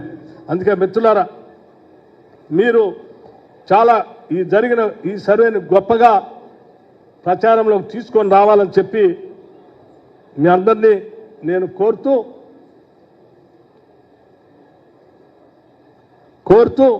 ఈ జరిగినటువంటి ఈ జరిగినటువంటి ఈ సమగ్రమైనటువంటి ఈ సర్వేని ప్రజల్లోకి విస్తృతంగా తీసుకొని వెళ్ళాలని ఆ జరిగే కార్యక్రమంలో మీరందరూ పాల్పంచుకోవాలని ఈ సర్వే ఆధారంగా రేపు పొద్దున భవిష్యత్తులో కూడా రాష్ట్ర ప్రభుత్వం కొన్ని విధానపరమైన నిర్ణయాలు తీసుకునేటప్పుడు వీటన్నిటినీ వాడుకున్నాను. అంతిమంగా క్లోజింగ్ స్లైడ్స్ ఇది ఆ చార్ట్ తయారు చేసి ఇచ్చింది. ఇప్పుడు నేను చెప్పిన లెక్కలే. అట్లాగే మొత్తం రాష్ట్ర జనాభాలో పురుషులు ఎంతమంది, మహిళలు ఎంతమంది, థర్డ్ జెండర్ ఎంతమంది ఉన్నారు కూడా దీని ద్వారా ఇచ్చాం. ఇతర సవాళ్లు వీటన్నిటిని కూడా ఏ రకంగా అధిగమించింది చెప్పాం. ఈ నివేదిక ఆధారంగా అన్ని డీటెయిల్డ్ బుక్స్ అన్ని తయారు చేసి ఉంచాం. ఈ సబ్ కమిటీ దీని అన్నింటినీ పర్యవేక్షించడానికి మన ఉత్తమ్ కుమార్ రెడ్డి గారు, దామోదర్ రాజనరసింహ గారు, దుద్దేళ్ల శ్రీధర్ బాబు గారు, పొన్నం ప్రభాకర్ గారు, శ్రీమతి డి అనసూయ గారు, మల్లు రవి గారు, వీళ్ళందరి నాయకత్వంలో ఈ ఉత్తమ్ కుమార్ రెడ్డి గారు సబ్ కమిటీ చైర్మన్గా 19/10/2024 నాడు ఒక క్యాబినెట్ ఒక మెమో ఇచ్చి దీని అన్నింటినీ కూడా ఇచ్చినటువంటి ఈ సమాచారాన్ని పూర్తిగా వారు స్టడీ చేసి ఆ స్టడీ చేసిన రిపోర్ట్ సమగ్రంగా ఉన్నదని వారు అంతిమంగా పరిశీలన చేసిన తర్వాత క్యాబినెట్కి వారు సమర్పించడం జరిగింది. ఆ క్యాబినెట్కి సమర్పించినటువంటి ఆ రోజు ప్లానింగ్ కమిషన్ డిపార్ట్మెంట్ వారికి అందించారు. వారు క్యాబినెట్కి స్టడీ చేసి క్యాబినెట్కి ఇచ్చారు. ఆ క్యాబినెట్కి ఇచ్చేటప్పుడు వారు చేసిన రెజల్యూషన్ కూడా the socio economic education employment political and caste survey report submitted by planning department government of Telangana is noted. Cabinet subcommittee recommends the report to the submitted to Council of Ministers for further necessary action. దీన్ని base చేసుకొని మళ్ళీ తిరిగి గౌరవ ముఖ్యమంత్రి అట్లాగే BC Muslim population 10.08%, total Muslim population 12.56%. ఈ రకంగా సరే ఓసీ ముస్లిం మైనార్టీ శాతం 2.48%. Total number of households list చేసింది ఇప్పటికే చెప్పాం 1,15,71,457. Total of number of household survey 1,12,15,134, 96.3%. Total population 3,54,77,552 చాలని కేంద్ర ప్రభుత్వాన్ని కోరుతూ కూడా మన శాసనసభ ఒక తీర్మానం చేసిందని కూడా ఈ సందర్భంగా మీ అందరికీ మనం చేస్తా ఉన్నాం. అట్లాగే మిగిలిపోయినటువంటి హౌస్ హోల్డ్స్ సర్వే చేయకుండా ఉన్నటువంటి వాళ్ళ సంఖ్యను కూడా కలుపుకుంటే ఇంకొక 16 షెడ్యూల్ కులాలు, తెగలు, వెనుకబడిన తరగతులు మరియు రాష్ట్రంలోని ఇతర బలహీన వర్గాల సంక్షేమానికి విధానం రూపకల్పన చేయడానికి ప్రభుత్వానికి పెద్ద ఎత్తున ఉపయోగిస్తుంది. ఈ చర్య సమానత వృద్ధి పట్ల ప్రభుత్వ నిబద్ధతను మరియు తెలంగాణ ప్రజల విభిన్న అవసరాలు తీర్చే పద్ధతిని ప్రతిబింబిస్తుంది. ఇది డేటా ఆధారిత సమగ్రత మరియు పారదర్శకత ప్రాతిపదిక నడిచే పాలనకు నూతన దశ ప్రారంభాన్ని సూచిస్తుంది. ఇది ఆనాడు మొదటిగా గవర్నర్ గారి దగ్గర సర్వే స్టార్ట్ చేసింది. ఆ తర్వాత గౌరవ ముఖ్యమంత్రి గారి దగ్గర స్టార్ట్ చేసింది. ఆ తర్వాత నేను ఇచ్చింది. ఆ తర్వాత రివ్యూ చేస్తూ వీడియో కాన్ఫరెన్స్ ద్వారా నిత్యం మానిటర్ చేసింది. అట్లాగే పొన్నం ప్రభాకర్ గారు ఇచ్చింది. ఇట్లా చీఫ్ సెక్రటరీ గారి దగ్గర తీసుకున్నది. అట్లాగే ఇంటింటికి హౌస్ లిస్టింగ్ ఎలా చేస్తారో ముందుగా సర్వే చేసే దానికంటే ముందు ఇంటింటికి అధికారులు ఈ రకంగా వెళ్ళి హౌస్ లిస్టింగ్ చేసింది. ఆ తర్వాత హౌస్ లిస్టింగ్ చేసిన తర్వాత ఇంటింటికి వెళ్ళి ఈ రకంగా సర్వే చేసింది. ఫోటోలు కూడా రాష్ట్ర వ్యాప్తంగా జరిగినటువంటి సర్వే తీరుది. సమిష్టి కృషి మరియు నాయకత్వం, ఎన్యూమరేటర్లు మరియు సూపర్వైజర్లు కష్టపడి సమయానికి ఇదంతా దగ్గరుండి మొత్తం కార్యక్రమాన్ని చేపట్టి సమర్థవంతంగా చేయగలిగాం. కాబట్టి దీన్ని పూర్తిగా చేయగలిగాం. డెఫినెట్గా ఇది చరిత్రలో నిలిచేటువంటి ఒక గొప్ప కార్యక్రమం. ఈ కార్యక్రమం ముగించే ముందు తప్పనిసరిగా ఈ రాష్ట్ర ఉప ముఖ్యమంత్రిగా ప్రణాళిక శాఖ చూసినటువంటి వ్యక్తిగా నేను ఒక విషయం చెప్పి ముగించదలుచుకున్నాను. ఇందిరమ్మ ప్రభుత్వం, ప్రజాప్రభుత్వం, ఈ రాష్ట్ర ముఖ్యమంత్రి రేవంత్ రెడ్డి గారి నాయకత్వంలో ఈ క్యాబినెట్ ఒక సామాజిక విప్లవానికి నాంది పలుకుతూ అద్భుతమైనటువంటి ఒక కార్యక్రమానికి ఈ దేశానికే ఒక దిశ నిర్దేశం చేసేటువంటి కార్యక్రమం ఇది. ఈ కార్యక్రమంలో మనమందరం పాల్పంచుకున్నందుకు నిజంగా మనందరం గర్వించాలని చెప్పి మీ అందరికీ తెలియజేస్తూ నేను ముగిస్తా ఉన్నాను. ధన్యవాదాలు. Thank you.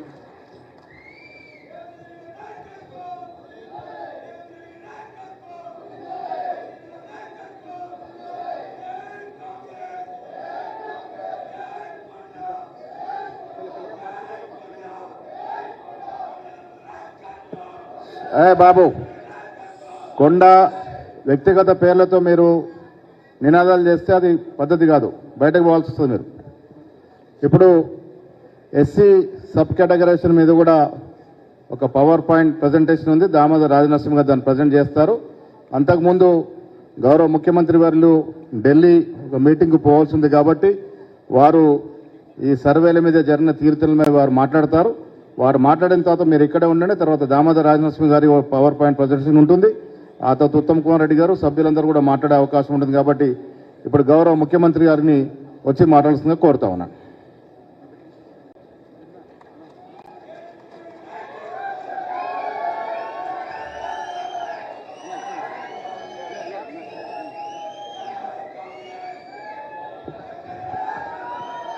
జై కాంగ్రెస్. మిత్రులారా గట్టిగానండి, జై కాంగ్రెస్.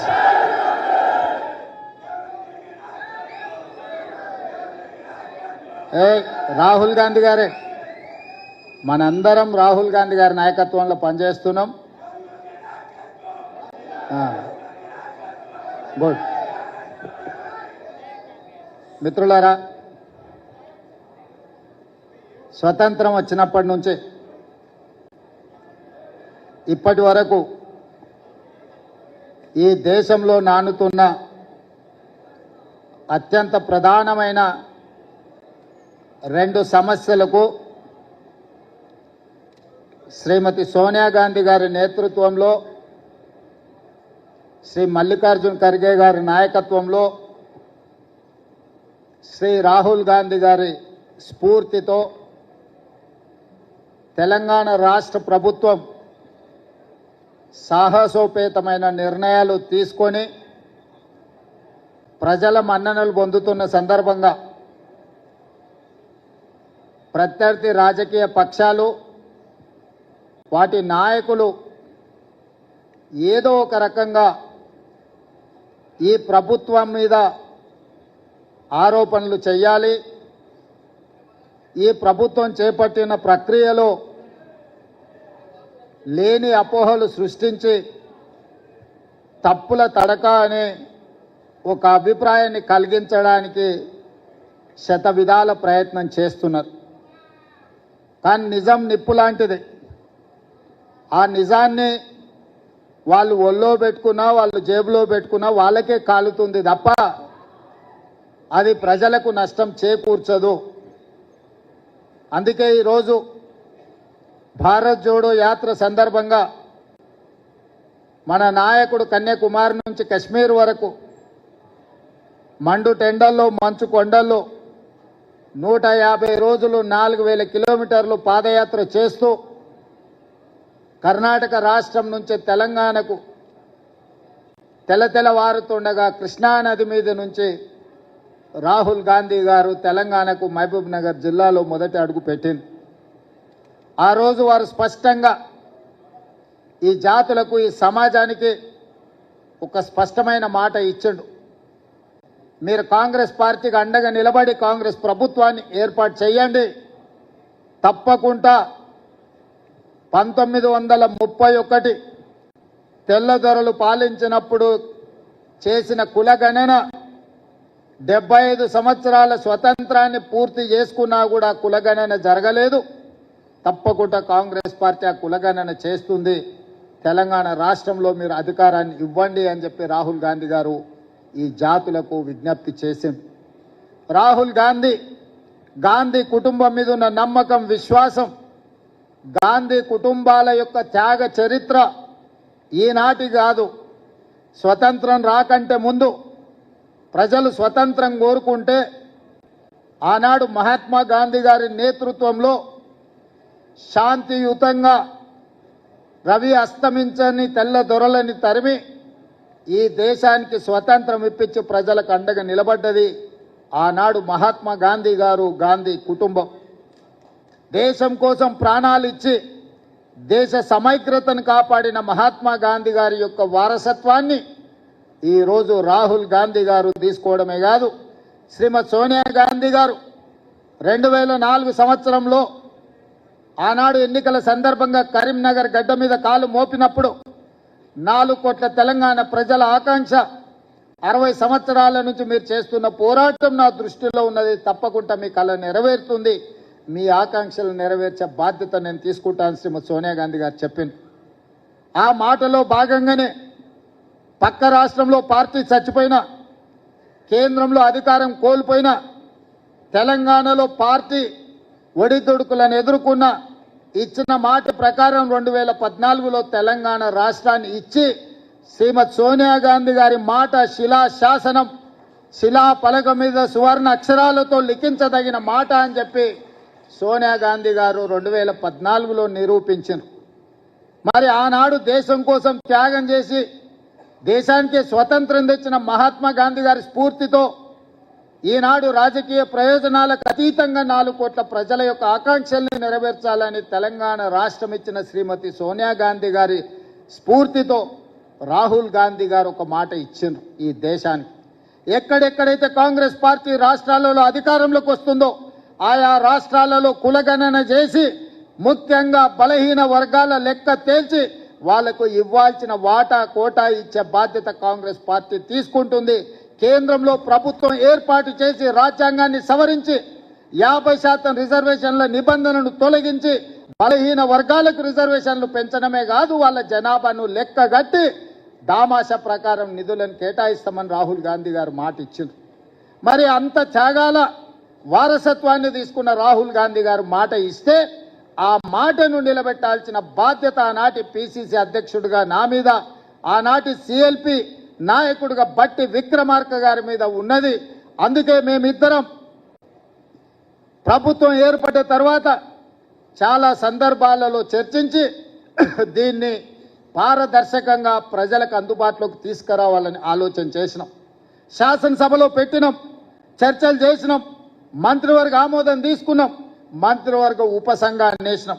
మంత్రివర్గ ఉపసంఘానికి కూడా నిష్పక్షపాతంగా నిబద్ధతతో పనిచేయగలిగిన వాళ్ళు ఉండాలి అని ఆ ఉపసంఘానికి అధ్యక్షుడిగా అత్యంత సుదీర్ఘకాలం పిసిసి అధ్యక్షుడిగా పనిచేసిన ఉత్తమ్ కుమార్ రెడ్డి గారిని చైర్మన్గా పెట్టి అందులో ఉమ్మడి రాష్ట్రంలోనే ఉప ముఖ్యమంత్రిగా పనిచేసి ఎస్సీ ఎస్టీ సప్లైని అమలు చేసిన పెద్దలు దామోదర్ రాజనరసింహ గారిని, అదేవిధంగా శ్రీధర్ బాబు గారిని, పొన్నం ప్రభాకర్ గారిని, సీతక్కను, వీళ్ళందరినీ కూడా అందులో సభ్యులుగా చేర్చి దాన్ని పూర్తి స్థాయిలో సాంకేతికంగా న్యాయపరంగా వివిధ రాష్ట్రాలలో ఏం జరుగుతుందో గమనించి, అది బీహార్ కావచ్చు, హర్యానా కావచ్చు, కర్ణాటక కావచ్చు, ఇతర రాష్ట్రాలలో ఆ ప్రభుత్వాలు ఆ పార్టీలు చేసి విఫలమైన విషయాలను కూడా పరిగణలోకి తీసుకొని ఈ కులగణన మీద ఒక నిర్దిష్టమైన ప్రణాళికను రచించి దాన్ని ప్లానింగ్ డిపార్ట్మెంట్కి అప్పచెప్పి దాదాపుగా 95,000 మంది ఎన్రోలర్స్ని, 9,500 మందిని వీళ్ళ మీద సూపర్వైజ్ చేయడానికి మొత్తం దాదాపుగా 104,000 మంది ప్రభుత్వ అధికారులను, ముఖ్యంగా జనగణన చేసే టీచర్లందరినీ కూడా సంఘాలతో ఉప ముఖ్యమంత్రి గారు మాట్లాడి ఆ సంఘాలను ఒప్పించి వాళ్ళందరినీ కూడా ఈ కార్యాచరణలో భాగస్వాములను చేసి 150 ఇళ్లను ఒక యూనిట్గా 95,000 యూనిట్లు దాదాపుగా చేసి ప్రతి యూనిట్కి ఒక ఎన్రోలర్ను పెట్టి ఆ ఎన్రోలర్ కూడా రోజుకి 8 నుంచి 10 ఇండ్లు మాత్రమే. ఎందుకంటే 150 ఇండ్లు 2 రోజుల్లోనో 3 రోజుల్లోనో 4 రోజుల్లోనో చేయమంటే హడావిడిలో తప్పులు జరుగుతాయన్న ఆలోచనతోటి 3 రోజులు ఆ 150 ఇండ్లకు ప్రతి ఇంటికి ఒక స్టిక్కర్ అంటించి మొదట ఆ ఇండ్లను గుర్తించే కార్యక్రమం చేసినాం. ఇండ్లను గుర్తించి ప్రతి 150 ఇండ్లను ఒక యూనిట్గా వాటిని విభజించి దాదాపుగా 95,000 యూనిట్లుగా విభజించి 95,000 మంది ఎన్రోలర్స్ని అపాయింట్ చేసినాం. ఆ ఎన్రోలర్స్ దాదాపుగా 45 రోజులు, రోజుకు 8 నుంచి 10 ఇళ్ళే. ఎందుకు మరి 150 ఇళ్ళకు రోజుకి 8 10 చేస్తే 15 రోజులలో అయిపోవాలి కదా అని మీకు అనుమానం రావచ్చు. ఒకరోజు మన ఎన్రోలర్ పోతే ఆ ఇంట్లో ఉండకపోవచ్చు, ఆ ఇంటి యజమాని పెళ్లికి పోయి ఉండొచ్చు, ఆ ఇంటి యజమాని ఇంకెక్కడికైనా వెళ్ళి ఉండొచ్చు, లేదా పిల్లలుండి యజమాని లేకపోయి ఉండొచ్చు. అందుకే 1కి 4 సార్లు ప్రతి ఇంటికి తిరిగి ప్రతి ఇంటి వాళ్ళని కలిసి 8 పేజీల రిపోర్టు, 57 ప్రశ్నలు, అనుబంధ ప్రశ్నలు పెట్టి పేరు, తండ్రి పేరు, పుట్టుమచ్చల కాడ నుంచి మొదలు పెడితే వాళ్లకు గొర్రె బర్రె ఉన్నదా, భూమి ఉన్నదా, సంక్షేమ పథకాలు ఏమైనా వచ్చినాయా, రాజకీయ రిజర్వేషన్లు మీరేమైనా పొందినరా, మీ కుటుంబంలో చదువుకున్న వాళ్ళు ఎవరు, చదువుకున్న వాళ్ళు ఎవరితో సహా సంపూర్ణమైన సమాచారాన్ని సేకరించి మనమే రాసుకుంటే అందులో లోపాలు ఉన్నాయి, రాసుకున్నాయన ఏం రాసుకున్నాడో నాకు తెలియదని ఇట్లాంటి తిర్రోళ్ళు ఎవరన్నా కేటీఆర్ లాంటి వాళ్ళు మాట్లాడతారని రాసుకున్న దాని మీద సంతకం పెట్టించి ఆ సంతకంతో పాటు పక్కన ఆ ఎన్రోల్ చేసిన ఎన్రోలర్తో సంతకాలు పెట్టించి ఆ పక్కన సూపర్వైజ్ చేసిన సూపర్వైజింగ్ అథారిటీతో కూడా 3 సంతకాలు తీసుకొని ఆ పక్కడ్బందీగా మాన్యువల్ డాక్యుమెంట్స్ని తయారు చేసి మళ్ళీ 36,000 మందిని కంప్యూటర్ ఆపరేటర్లుగా పెట్టి, డేటా ఎంట్రీ ఆపరేటర్స్ని పెట్టి ఎవరైతే ఇల్లు తిరిగి సమాచారాన్ని సేకరించిందో వాళ్ళే కంప్యూటర్ ఆపరేటర్ దగ్గర కూర్చొని వాళ్ళే చెప్పి కంప్యూటర్లో ఎంట్రీ చేయించాలి. ఎందుకంటే ఇంగ్లీష్లో రాసుకున్నోనికి ఈజీగా అర్థమైంది, పక్కోడు చదివితే తీ కావచ్చు, తా కావచ్చు, కీ కావచ్చు, కా కావచ్చు, ఈ కన్ఫ్యూజన్లు అన్ని ఉండొద్దు అని ఎవరైతే ఇల్లు తిరిగి సమాచారాన్ని సేకరించిందో వాళ్ళే డేటా ఎంట్రీ ఆపరేటర్ పక్కన కూర్చొని ఆ 150 కుటుంబాలకు సంబంధించిన సమాచారాన్ని కంప్యూటరైజ్ చేపించి కంప్యూటర్లో కూడా మొత్తం డేటా సేకరించి ఎనాలిసిస్ చేసి ఈరోజు ఇంతకుముందు పెద్దలు బట్టి విక్రమార్క గారు చూపించిన విధంగా బలహీన వర్గాల లెక్క 5 కేటగిరీలు ABCDE. ఇవాళ కొంతమంది అంటారు మైనారిటీల లెక్క ఎట్లా తీసారని. మైనారిటీల లెక్క తీయక తప్పదు, ఎందుకంటే BCE గ్రూప్ కింద వాళ్ళకు కూడా 4% రిజర్వేషన్ ఉన్నది. ఇది చట్టపరంగా సుప్రీంకోర్టు ఇచ్చిన రిజర్వేషను. ఆనాటి యూపీఏ ప్రభుత్వం మన్మోహన్ సింగ్, సోనియా గాంధీ గారు, రాజశేఖర రెడ్డి గారు ఇచ్చిన రిజర్వేషన్. మరి ఈ 5 కేటగిరీలకు A category, B category, C category, D category, E category, ఈ అన్ని కేటగిరీలను విడివిడిగా ఎంతమంది ఉన్నారని లెక్క తేలిస్తే బలహీన వర్గాల లెక్క 56.33% లెక్క తేలింది. మా దళిత సోదరులది 10.45% తేలింది. మా గిరిజన సోదరులది 10.08% తేలింది దాదాపుగా.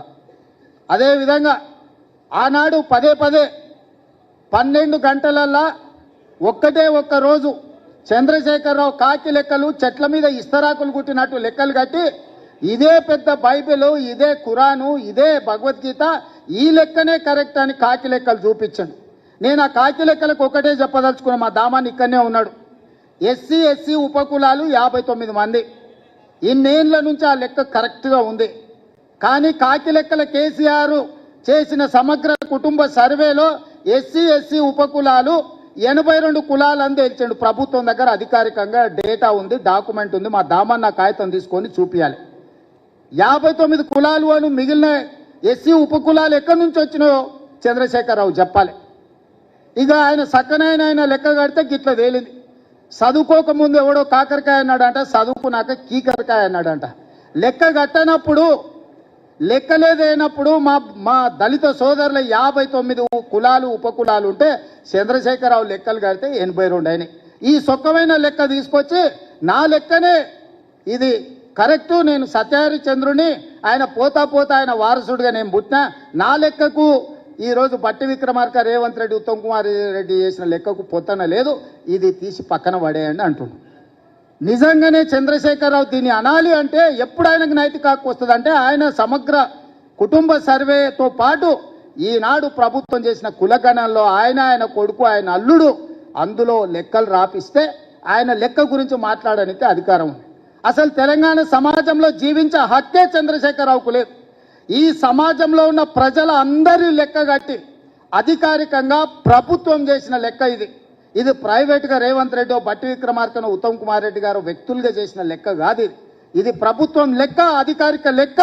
ఈరోజు లెక్క పక్కాగా ఉండాలని ఇల్లు తిరిగి ప్రతి 150 కుటుంబాలకు ఒక ఎన్రోలర్ను పెట్టి రోజుకి 8 నుంచి 10 కుటుంబాల లెక్కనే తేల్చి ఈరోజు స్పష్టంగా 3,54,00,000 పైచిలకు ఈరోజు లెక్క తేల్చినాం. వీళ్ళందరూ వాళ్ళ సమాచారాన్ని ఇచ్చినోళ్ళు, వాళ్ళందరూ జనజీవన స్రవంతిలో ఉన్నోళ్ళు. ఇప్పుడు 16 లక్షల పైగా జనాభా జనజీవన స్రవంతిలో లేరు. అందులో ముందు వరుసలో చంద్రశేఖరరావు, ఆ తర్వాత తారక రామారావు, ఆ తర్వాత హరీష్ రావు, ఆ తర్వాత పోచంపల్లి నిన్న మొన్న గ్యాంబ్లింగ్ చేసిన పోచంపల్లి శ్రీనివాసరెడ్డి, గ్యాంబ్లర్స్ అందరూ అందులోనే ఉన్నారు.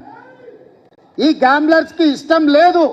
ఎందుకంటే వాళ్ళ లెక్క తెలుస్తుంది.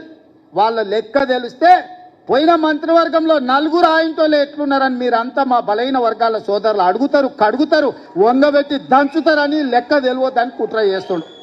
ఇక మా దాంట్లో మా అమాయక సోదరులు 75 ఏళ్ల తర్వాత ఒక లెక్క పక్కాగా మనం చేస్తే దాన్ని అర్థం చేసుకోకుండా ఈ లెక్క తప్పు అని అంటారు. ఈ లెక్క తప్పు అంటే మళ్ళీ మొదటికి వస్తుంది. అంటే ఇక మీ జీవితంలో ఈ లెక్క రావద్దని చంద్రశేఖరరావు ఏదైతే కుట్ర చేస్తుండో మీరు కూడా తెలియకుండానే ఆ కుట్రకు సహకరిస్తారు. నేను ఇవాళ వేదిక మీద నుంచి ఛాలెంజ్ చేస్తున్నా, ఎవరైతే 8 పేజీల లెక్కలో వివరాలు ఇచ్చి సంతకాలు పెట్టారో ఏ దాంట్లో కూడా ఒక్క తప్పు లేదు. ప్రతి కాలం వాళ్ళు రాసిచ్చిందే మా వాళ్ళు రాసుకున్నారు, వాళ్ళు సంతకం పెట్టింది ప్రభుత్వం దగ్గర ఉంది. మేము రాసుకోలే ఈ లెక్కలు, వాళ్ళు రాసి సంతకం పెట్టిన లెక్కనే మేము సేకరించినాం. 3,54,00,000 పైచిలకు ఏదైతే లెక్క ఉందో వాళ్ళు ఇచ్చిన సమాచారం 96.9% లెక్కలు ఇచ్చారు. 3.1% లెక్కలు ఇవ్వలేదు. లెక్కలు ఇవ్వలను కొంతమంది విధిలేకి ఇవ్వకపోవచ్చు, కొంతమంది ఆ సమయానికి లేకి ఇవ్వకపోవచ్చు. కానీ చంద్రశేఖరరావు లాంటి వాళ్ళు తెలిసి బలిసి కావాలని ఈ లెక్కలకు రాలేదు. వస్తే సంచి బియ్యం వండితే వాళ్ళు తినంగా మిగులుతుంది, మొత్తం వాళ్ళ జాతి తిన్నా కూడా మిగతాళ్ళకి మిగులుతుంది, లెక్క తెలుస్తుంది. పోయిన మంత్రివర్గంలో చంద్రశేఖరరావు, దయాకర్ రావు, హరీష్ రావు, తారక రామారావు, వినోద్ రావు, ఆ రావు ఈ రావు ఇన్ని పదవులు ఎట్లా అనుభవించిందని బీసీలు లెక్కలు అడుగుతారని, ఆ లెక్క తేల్తుందని ఈ లెక్కను తేల్చకుండా గందరగోళంలో వేసి గంగల కలపాలని కుట్ర చేస్తుండు. ఇందులో ఏమీ లేదు. చంద్రశేఖరరావు మాయ మర్మమే ఉంది. లెక్క తేలితే వాళ్ళెంతో వాళ్ళకంత, అంటే వాళ్ళకి వార్డు మెంబర్ కంటే పైన ఏ పదవి రాదు. ఆ కుటుంబానికి ఏమి ఇయ్యనికనే ఉండదు. ఇవాళ రేవంత్ రెడ్డి నువ్వు కూడా రెడ్డి ఉండొచ్చు. అప్పుడప్పుడు ఒక ఆయన అంటుంటాడు, ఈయననే ఆఖరి, ఈయననే చివరి, ఈయననే మొదటని. నాకేం పర్వాలేదు, ఆఖరి అయినా పర్వాలేదు. నా నాయకుడు ఇచ్చిన మాటను నిలబెట్టాలని క్రమశిక్షణ కలిగిన కార్యకర్తగా నేను బాధ్యత తీసుకున్నా. ఇది నా నిబద్ధత. నేను ఈ లెక్క నా కోసం చేయలే, నా పదవి కోసం చేయలే. నా నాయకుడు ఇచ్చిన మాట నిలబెడితేనే నేను క్రమశిక్షణ కలిగిన కాంగ్రెస్ కార్యకర్తను అవుతా. నేను క్రమశిక్షణ కలిగిన ముఖ్యమంత్రిగా ఈరోజు బాధ్యత తీసుకున్నా. ముఖ్యమంత్రిగా ఈరోజు కులగణన చేసిన అంటే ఏ త్యాగానికైనా సిద్ధమయ్యే. ఈరోజు ఈ లెక్కలు పక్కాగా తేల్చిన, ఈ లెక్కలలో తప్పు తేల్చాలంటే 5% లోపల మా వాళ్ళని ఎందుకు చూపిస్తా, 50% పైగా బీసీలను ఎందుకు చూపిస్తానా? మమ్మల్ని కూడా 15-20% లెక్కలు చూపిస్తుంటే దొంగ లెక్కలే రాయ మొదలు పెడితే ఇట్లెందుకు రాస్తాము? సంఘానికి అధ్యక్షుడిగా ఉన్నది ఉత్తమ్ కుమార్ రెడ్డి గారు. వాళ్ళు దేశ్ముఖ్ల కుటుంబం, 1000 ఎకరాల భూములు ఉన్నోళ్ళు. ఈరోజు ఇందులో ఉన్న దామన్న 2వ తరం నాయకుడు. మేమందరం కూడా నాయకుడిచ్చిన మాటకు కట్టుబడి మొదటి సంవత్సరంలోనే ఇది చేసినాం. ఏ రాష్ట్రంలో అయినా ఎవరైనా చేసిందా మీరు ఆలోచన చేయండి సోదరులారా. ఇవాళ మా చిత్తశుద్ధిని, కాంగ్రెస్ పార్టీ నిర్ణయాన్ని తప్పుదోవ పట్టించి బలహీన వర్గాలకు శాశ్వతంగా అన్యాయం చేయాలని ఆలోచన చేస్తారు. కొన్ని సంఘాలు వచ్చినాయి, కొంతమంది విజ్ఞప్తి చేసిండ్రు, అన్న దీంట్లో ఇంకా కొంచెం సరిదిద్దండి, దీంట్లో కొంత సమాచారాన్ని. మనం నిజంగా చేయాలనుకున్నాం కాబట్టి 2వ విడత కూడా జనజీవన స్రవంతిలో కలవని వాళ్ళకు కూడా జనజీవన స్రవంతిలో కలవడానికి 2వ విడత కూడా మళ్ళీ అవకాశం ఇచ్చినాము. ఇది మా ప్రభుత్వం యొక్క చిత్తశుద్ధి. మీడియా మిత్రులు, బలైన వర్గాల సంఘాలు, మా సోదరులు అర్థం చేసుకోవాలి. ఈరోజు దీన్ని తప్పు పడితే శాశ్వతంగా మీరు నష్టపోతారు. మిమ్మల్ని నష్టపరచాలి అని ఒక పక్కన మోడీ ఇంకొక పక్కన కేడీ ఇద్దరు ప్రయత్నం చేస్తున్నారు. ఈ లెక్క పక్కాగా తేలితే రేపు ఢిల్లీలో రాహుల్ గాంధీ గారు ఈ లెక్క మొన్ననే పార్లమెంట్లో బడ్జెట్ సమావేశాల సందర్భంగా నరేంద్ర మోడీని రాహుల్ గాంధీ గారు నిలదీశాడు. మా ప్రభుత్వం తెలంగాణ రాష్ట్రంలో బీసీ కులగణన చేసింది, దేశ జనాభా మొత్తాన్ని అన్ని జాతుల లెక్క తేల్చింది మోడీ, దేశం మొత్తం నువ్వెందుకు చేయవని మోడీని నిలదీసిండు. కాబట్టి బీజేపీలు భయపడి ఈ రోజు కుట్ర చేసి మోడీ మెడలు వంచుతాడు రాహుల్ గాంధీ అనే భయానికి ఈ లెక్కను తప్పుల తడకగా చూపించి కోల్డ్ స్టోరేజ్లో పెట్టాలని వాళ్ళు ప్రయత్నం చేస్తారు. ఈ లెక్క తేలితే తమ సంగతి అసలు బండారం బయటపడుతుందని చంద్రశేఖరరావు గారు దీన్ని ఇంకొక పక్కన అదే చేస్తారు. వీళ్ళిద్దరు ఒకే రకంగా ఆలోచన చేస్తారు. ఈడున్న వేదిక మీద ఉన్న మిత్రులకు కింద ఉన్న వాళ్ళకు ఒక విషయం చెప్పాలి. మోడీ గారు నేను బీసీని అంటాడు. మోడీ గారు వాస్తవంగా బీసీ కాదయా, లీగల్లీ కన్వర్టెడ్ బీసీ. నేను చాలా జాగ్రత్తగా ఈ పదం వాడుతున్నా, లీగల్లీ కన్వర్టెడ్ బీసీ. 2001 వరకు ఆయన ముఖ్యమంత్రి కానంత వరకు ఆయన కులము గుజరాత్ రాష్ట్రంలో ఉన్నత వర్గాలలో ఉండే. ఆయన ముఖ్యమంత్రి అయినాక ఆ కులాన్ని తీసుకొచ్చి బీసీలో కలుపుకున్నాడయా చట్టం చేసి. ఆయన పుట్టుకతో బీసీ కాదు, నరేంద్ర మోడీ గారు పుట్టుకతో బీసీ కాదు, పుట్టుకతో ఉన్నత కులము. కానీ 2001లో ఆయన ముఖ్యమంత్రి అయిన తర్వాత ఆయన కులాన్ని తీసుకొచ్చి బీసీ కులాలలో కలిపి మీ దాంట్లో ఇత్తేసి పొత్తుగూడిండు. ఇక మీ ఇష్టం, ఆ పైన మీ ఇష్టం. ఆయన కుర్చీలో నేను బీసీని ఉన్నా కదా మీకు అందరికి ఎందుకు అంటుండు. ఆయన సర్టిఫికెట్ ఈరోజు బీసీ ఉండొచ్చు, కానీ మనస్తత్వం మాత్రము బీసీల వ్యతిరేక మనస్తత్వం. బీసీ ప్రధానమంత్రి అయితే 2021లో జనాభా లెక్కలు ఎందుకు చేయలేదు, జనాభా లెక్కలలో బీసీ కులాల లెక్కెందుకు తేల్చలేదు. ఇవాళ 2025లో బీసీ లెక్కలు మొత్తం జనాభా లెక్కలు కడతాం అంటుండు. నేను ఈ వేదిక మీద నుంచి డిమాండ్ చేస్తున్నా నరేంద్ర మోడీ గారిని, రేపు చేయబోయే జనాభా లెక్కలల్లో బీసీ కులాల జనాభాను కూడా జనాభా లెక్కలలోనే చేర్చి నీకు చిత్తశుద్ధి ఉంటే లెక్క కట్టు, లెక్క తేల్చు. ఇవాళ మేము చేసింది తప్పు అంటున్నారు కదా. తెలంగాణ రాష్ట్రంలో కూడా కేంద్ర ప్రభుత్వం కులగణన చేసేటప్పుడు మొత్తం జనగణన చేసేటప్పుడు జనగణనలో కులగణన చెయ్యి, ఇల్లు తిరుగు లెక్కలు రాయి. ఆ లెక్క తీసుకొచ్చి ముందల పెట్టి కాంగ్రెస్ పార్టీ రాహుల్ గాంధీ గారు చేసిన లెక్క ఇది, నరేంద్ర మోడీ చేసిన లెక్క ఇది అని రెండింటిని పక్కన పెట్టి చూపించు. బలహీన వర్గాలది ఇప్పటి వరకు లెక్కనే చేయలేదు మిత్రమా. లెక్కలు ఎవరు కూడలేదు, లెక్క ఎవరు కట్టలేదు. లెక్క కట్టండి లెక్కలు తీసుకొచ్చి చూపించి ఈ లెక్క ఇట్లుంది, ఈ లెక్క తప్పు ఉంది అని అంటే ఇక మరి చదువుకున్న మా బలహీన వర్గాల మేధావులు ఆలోచన చేయాలి, ఆ జాతికి నాయకత్వం వహించే వాళ్ళు చేయాలి. మమ్మల్ని ఈరోజు తప్పు పడితే ఈ తప్పు మాకు కాదు మీకే నష్టం. ఈ లెక్కలు పక్కాగా తేల్చినాం. ఇవాళ 56.33% బలహీన వర్గాల లెక్క తేలింది ఏబిసిడి ఈ కేటగిరీ కింద. రేపు ఏడికైనా ఏ కోర్టు దగ్గరికైనా వెళ్ళి మీ రిజర్వేషన్లు పెంచుకోవాలంటే ఇది లెక్క ఉంది తెలంగాణ రాష్ట్రంలో, స్థానిక సంస్థల లెక్క తెలుసండి అని సుప్రీంకోర్టు ముందర పోయి నిలబడవచ్చు. ఇవాళ ఎంత మనం 42% ఇస్తామన్నాం, ఇవాళ జనాభా లెక్క 56.33% తేలింది. పక్కా లెక్క తీసుకెళ్లి సుప్రీంకోర్టు ముందర పెడితే కోర్టు కూడా ఈరోజు అభ్యంతరం పెట్టడానికి లేదు. ఇవాళ చట్టాన్ని సవరించాల్సిన ఒత్తిడి కేంద్ర ప్రభుత్వం మీద ఉంటుంది. అదేవిధంగా వర్గీకరణ గురించి మా పెద్దలు దామానే చెప్తాడు. చాలా ఏళ్ళ నుంచి పిల్లలు ప్రాణాలు పోయినాయి, చాలా ఏళ్ళ నుంచి వాళ్ళు జీవితంలో ఇది తప్ప ఇంకో ఆశయం లేకుండా వేలాది లక్షలాది మంది పిల్లలు కొట్లాడి దానికి శాశ్వత పరిష్కారం చూపించాలని దానికి కూడా ఉత్తమ్ కుమార్ రెడ్డి గారి నేతృత్వంలోనే మాదిగ ఉపకులాల ఎస్సీ కేటగరైజేషన్ విషయంలో కూడా నిర్ణయం తీసుకోవాలనుకున్నాడు. పెద్దలు మోత్పల్లి నరసింహులు గారు ఉన్నారు. నాకు తెలిసి పెళ్లి కాకముందే ఆయన యూనివర్సిటీ నుంచి ఎమ్మెల్యే అయ్యాడు నాకు తెలిసి. ఆ రోజు నుంచి ఈ రోజు వరకు ఈ సమస్యను ఏదో పరిష్కారం చూపించాలని చాలా ఏళ్ళ నుంచి చేస్తుంది. ఇవాళ శాశ్వతంగా పరిష్కారం చూపించినాం. మొత్తం 15% ఎస్సీ రిజర్వేషన్లో 9.75% మాదిగ ఉపకులాలకు వస్తే 5.25% మాల ఉపకులాలకు వచ్చింది. ఇక దీన్ని కూడా ఎవరో ఒకరు తప్పు పట్టాలి, దీన్ని ఏదో రకంగా తప్పుదో పట్టించాలని కొంతమంది మిత్రులు చేస్తారు. ఇట్లాంటి దీంట్లల్లా పడకండి.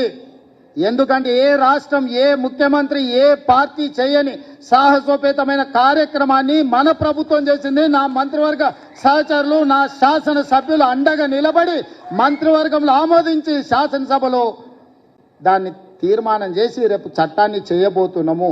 ఇంత గొప్ప లక్ష్యం ముందు చిన్న చిన్న ఆరోపణలు చేస్తే వాటి వైపు చూడకండి. ఇంత గొప్ప నిర్ణయం ఈ దేశంలోనే జరగలేదు. తెలంగాణకు తెలంగాణ రాష్ట్రం ఎంత ముఖ్యమో ఇవాళ ఈ దేశంలో ఈ రెండు సమస్యల పరిష్కారం కూడా అంతే ముఖ్యం. అంత శాశ్వతమైన సమస్యను, శాశ్వతమైన పరిష్కారాన్ని ఈరోజు మనం చూసుకున్నాం. అందుకే మిత్రులారా, ఎవరు మాట్లాడినా ఛాలెంజ్ చేయండి. ఏ లెక్క తప్పుందో, ఏ వార్డులో తప్పుందో, ఏ ఇంట్లో తప్పుందో లెక్క చెప్పమని చెప్పుంది.